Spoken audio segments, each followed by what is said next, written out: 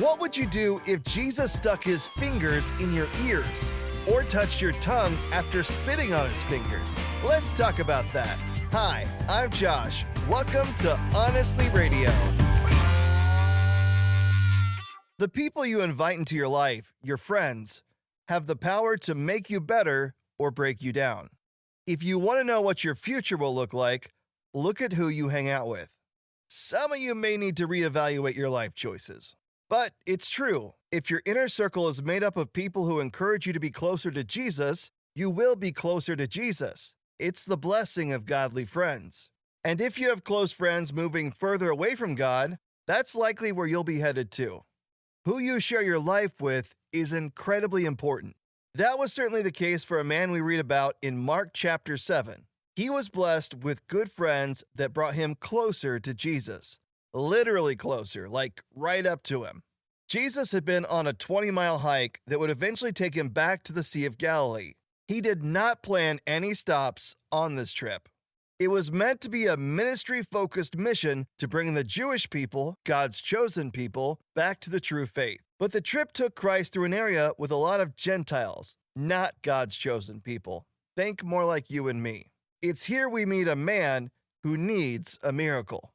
He needs the touch of God, and thankfully, he has good friends that are happy to not only point him in the right direction, but also give him a ride. Verse 32 sets the scene. A deaf man with a speech impediment was brought to him, and the people begged Jesus to lay his hands on the man to heal him. Check that. Not only did they bring their friend to Jesus, but they begged him to heal him. That's what good friendship does. And if you're wanting the roadmap to good relationships, this is it. Do my friends encourage me to connect with God? Do they help meet my practical needs? Do they pray on my behalf?